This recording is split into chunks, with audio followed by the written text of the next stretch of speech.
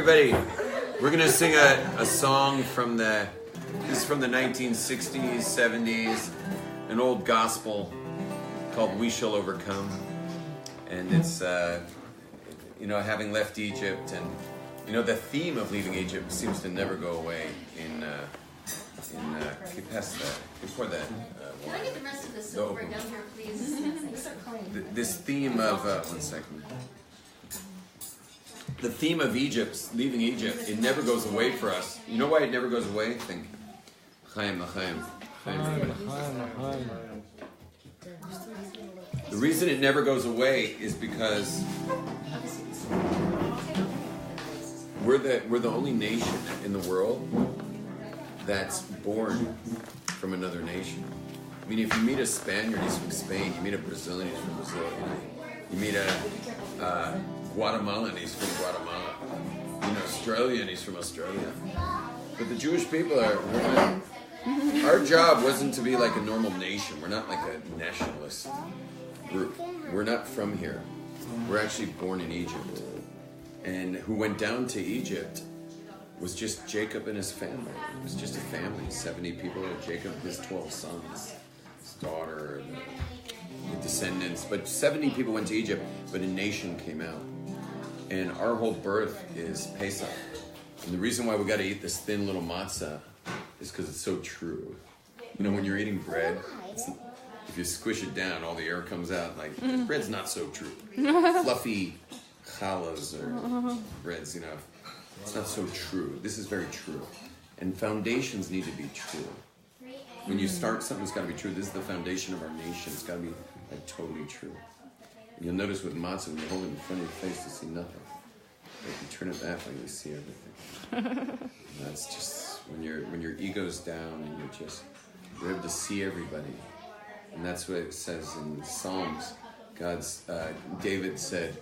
King David said that when Hashem is with me, and with my helpers, meaning Hashem libos arise, with me and my helpers. You can trade it off if your hands get tight. Hashem's with me and with my helpers, and he says, "Va'ani ereh b'Sinai," and I will see my enemies. And enemies.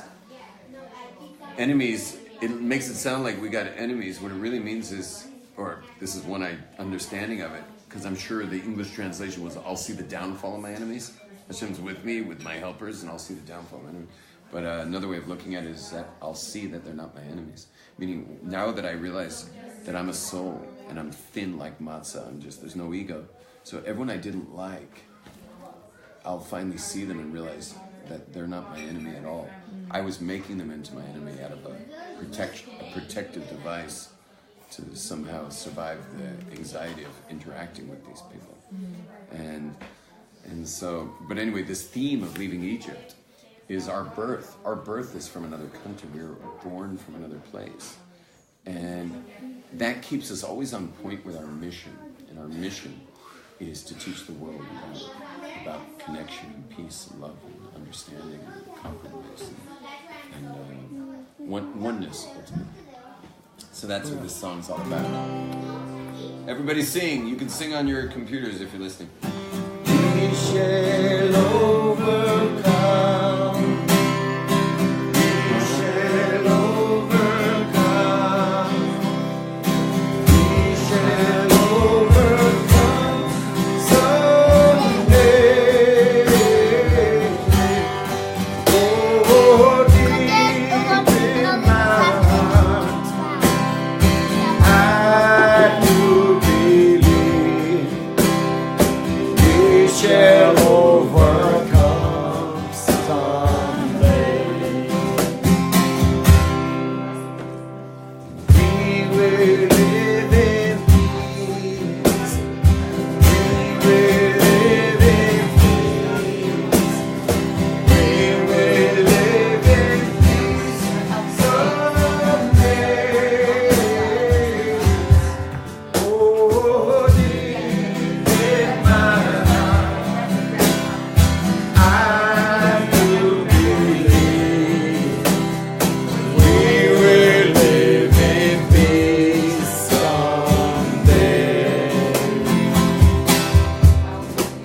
We'll walk hand in hand. We'll walk hand in hand. We'll walk hand in hand someday. Oh, deep in my heart, I do believe we'll walk hand in hand someday. We will live as one. We will live as one. We will live as one someday. Oh, deep in my heart, I do believe we will live as one someday. Oh, we shall overcome. We shall overcome. We shall overcome someday. Oh, deep in my heart, I do believe we will overcome someday.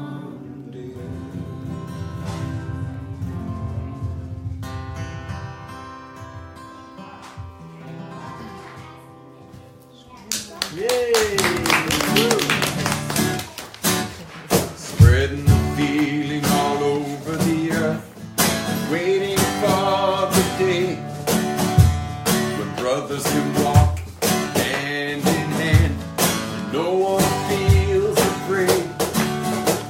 With all of our hearts we call to you, knowing you're here somehow. Like never before, we need you here right now. Oh, say shalom.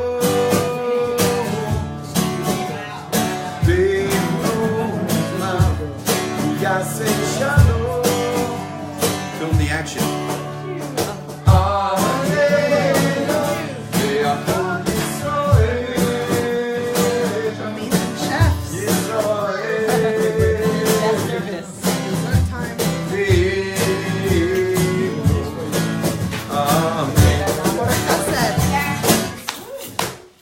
Tell all the people that share your life, let your love shine through. Make sure that you find what's they need to be. We're holding the future in our hands. We can be the light. If only we'd stand as one, it would be so right. We'll say shalom. Everybody.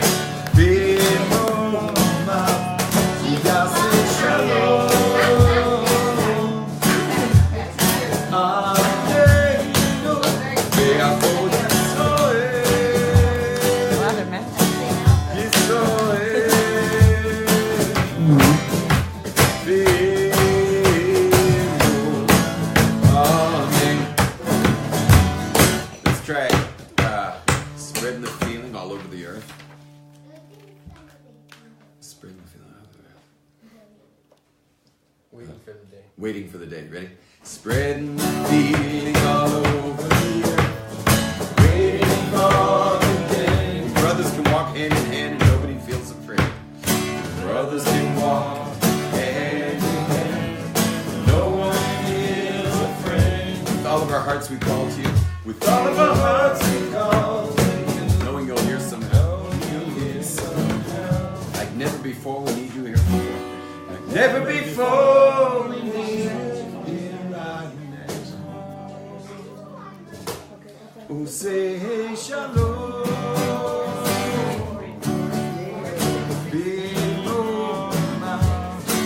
Say shalom.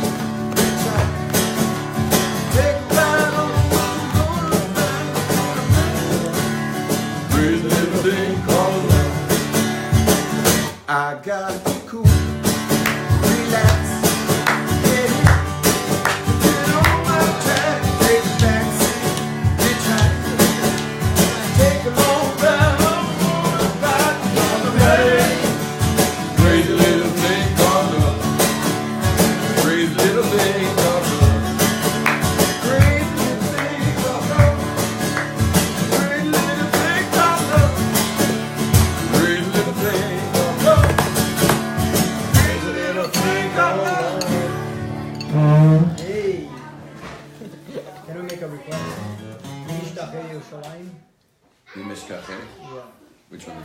That was the song you sang under a hoopah. Oh, really? Wow. Yeah. Which one do we do? Do we do this one? Is that what we did? No, we didn't. No. Yeah.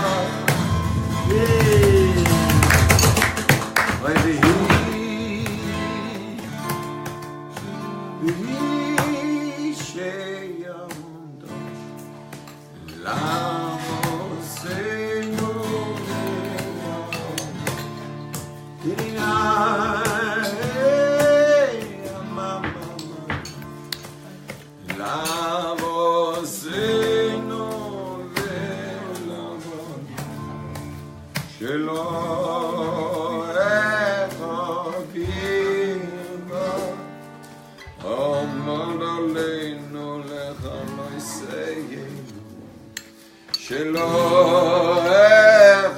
אביבה עמד עלינו לך לא יסיינו אוי אלו אלו אלו של חודו אוי אלינו לך לא יסיינו אוי אלו אלו אלו של חודו אוי אלינו לך לא יסיינו והקדוש ברוך הצילנו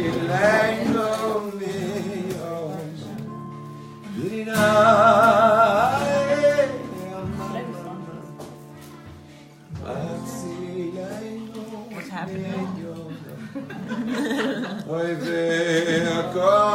Is this a special piece of concert?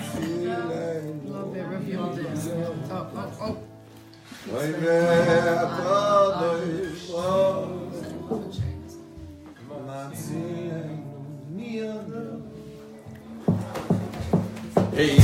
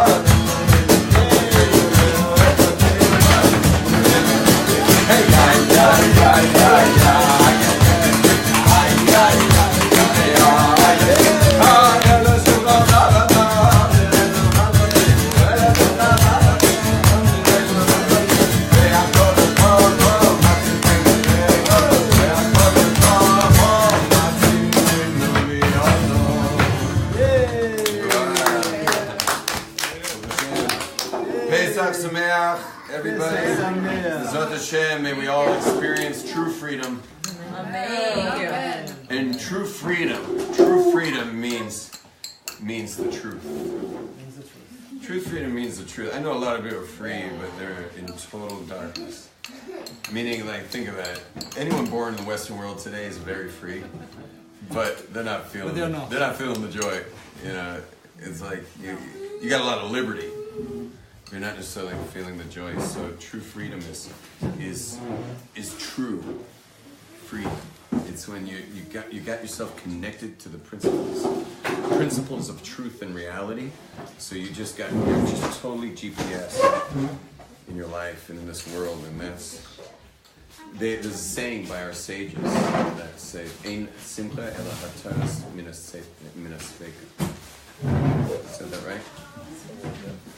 There's no joy more than clarifying doubt. And when people live in doubt, I know people are actually very well-to-do. They got all the money, they got all the freedom they need in the world, but they don't have any clarity. They don't have any clarity, and they're not feeling the freedom they got. And a lot of people are jealous of them, actually, because the money side. And I always say, like, don't be that jealous, you know, because if you don't know what to do with yourself, so you wind up buying, like, Lamborghinis and stuff, you know. It's like, and now you're driving a Lamborghini that could have fed like a whole village, you know. It's another way of just saying I'm lost, you know. Just put up a white flag and say, like, I'm totally lost, you know. And so we live in a totally opposite world. Like the people who are the simplest are usually the most clear, and the people who have the most complicated lives are generally the most lost. And the people with the most complicated, people with the most stuff, generally live the most complicated lives and are, you know, my images is driving up the 405 highway in LA. You ever been in LA? Like, it's a very crowded highway. It's all the workers that are going back to the valley and who work in the city. And it's like bumper to bumper traffic. Today, people in the valley, you know, are very well to do, but in those days it was all like, it was like Mexican ladies who work on sewing machines all day long. Like LA, like sweltering heat in downtown LA. Anyway, so they're driving back on the 405 through the Santa Monica area, and now they're coming past Sunset Boulevard. But all the fancy cars are going off on Sunset Boulevard, while everyone else makes their way to like the sweltering hill to the valley, sweltering heat to the valley. And so, I mean, I imagine in the bumper-to-bumper traffic, seeing like the next Lexus, Audi, Mercedes, you know, heading off into Sunset Boulevard. That the people, you know, the sewing machine operator in her broken down Toyota from like, you know, she bought from like 1930. She's like, there's got to be a little jealousy. But what she doesn't realize is the woman who's driving off to Sunset, she doesn't live actually in West LA. She's on her way to a therapist. She's going to her therapist to spend another $250 on like, you know, like show me the way, please, because my life is full of confusion and anxiety and frustration.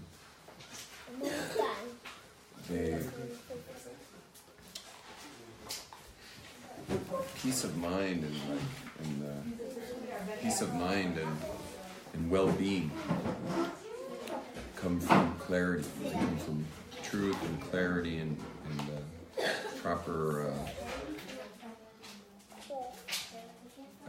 proper perspective and priority in your life. When you have all that put together, so then your things move pretty smoothly. Who's here? Benzi. The little kid, he lives here. Every once in a while his parents come and he's... Oh, really? That's so cute. Yeah.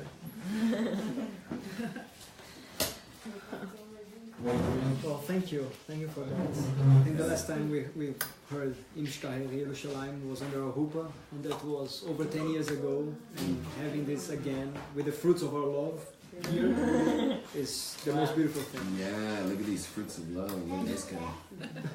Loving the fruit. Loving the fruits.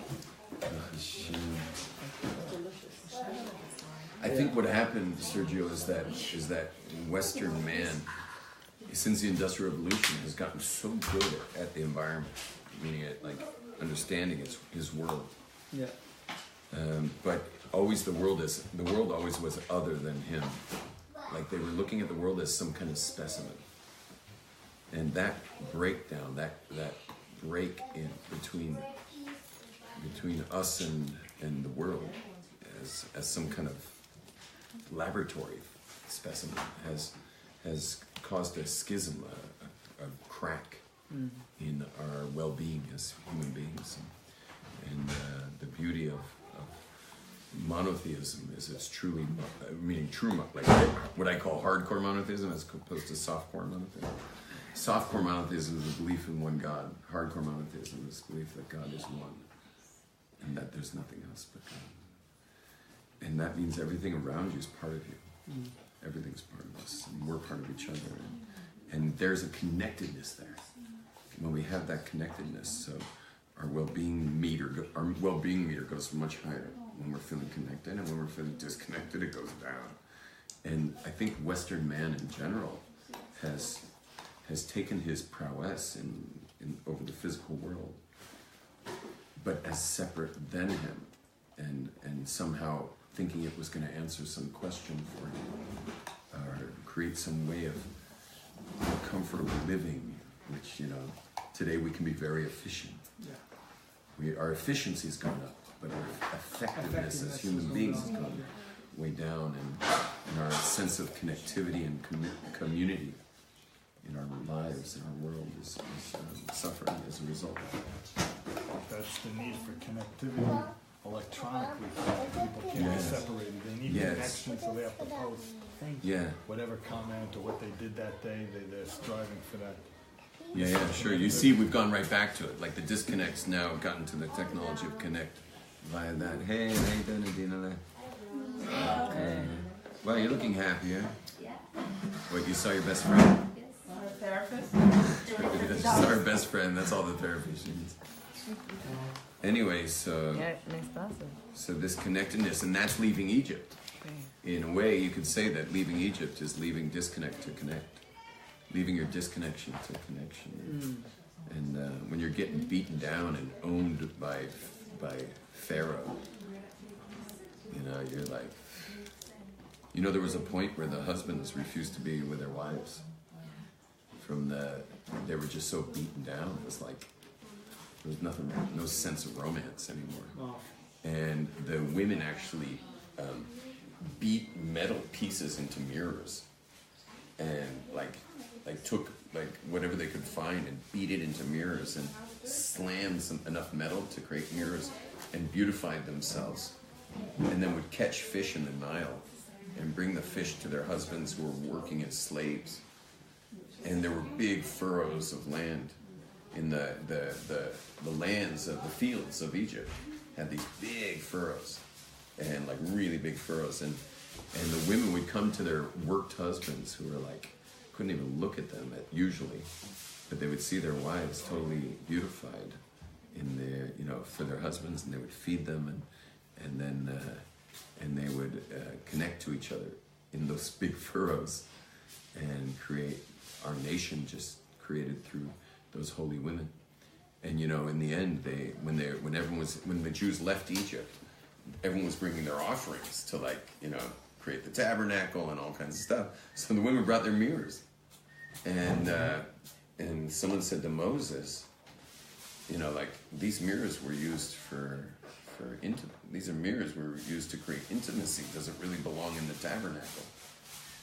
Because these were the mirrors that the women beautified themselves with to basically romance their overworked husbands, to connect, back to connection.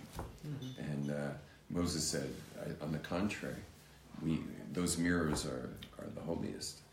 And he asked them to hammer the mirrors upon the washing sink, this big laver, which is interesting, like the dimensions of it are pi, which is amazing. The laver of this thing, not just that it's pi, the word for kior is with the spelling, with the vav and without the vav, comes out to the exact pi. Wow. Yeah, it's really wild. So, anyway, but he had them hammer. What's washing? Washing is purification. So you see, while Western society has even kind of like the cell phones and the social media is a connection, but very disconnected in a way from the people who are 3D. Is so too they've taken intimacy as intimacy's become very disconnected, and it becomes just surface. And so Moses says, no, that's where we're going to hammer them on the washing place, where where the priests washed their hands and feet before the service. That's where they put in the women's mirrors. And it became a mirrored vessel, that, which is amazing because you can look yourself in the mirror. When you're purifying yourself, you have to look in the mirror and say, who am I? Oh, yeah. What kind of ego's involved? Because the high priest, the Kohen Gadol, on Yom Kippur, did you know on that Yom Kippur, if the Kohen Gadol went into the Holy of Holies to do the service on that one day a year by the Ark, the Arna Kodesh, the Ark of the Covenant, if he went into there and had one thought of self-reflection, like, wow, I can't believe I'm here, he would die. He had to be at one with, remember? Selfless. Yeah, selfless, but also at one with the environment we were speaking about before, fused. He had to be so in the work that even that self-reflective moment of like, wow, I can't believe I've made it to this moment, or to be in there and be like, whoa, because it was a real time-space warp. It's one of the great wormholes of creation. Was out of time and space was the Holy of Holies, and you could get in there and just go like, whoa. If you went whoa, they would die. And it got to the point where they had to actually tie a rope on the high priest's leg because they had to pull him out dead. Year after year, they would pull out the high priest. Did they send in another one? He wouldn't make it. What's that? Did they send in a new one? Or that That's a They good could have like a question. whole line of appointees, you There know? is a Sagan That's when they could going point on. Yeah, I guess maybe the Sagan went in. I don't know. Anyway, we're still on FaceTime Live, so Yeah. I'm probably at zero battery. Oh, so we can undo that. Anyway, no, it's fine. Blessing everybody, whoever watched this or is watching this, with an amazing Pesach. And may you have true freedom. And we all be blessed to see ourselves in the deepest connection in our lives. With not just our loved ones, but with everyone in the world around us. May we see good days come to the world. And may the whole planet leave its Egypt. Amen, yeah. Go down Moses. Should I end it at this point? Mm-hmm. Yeah.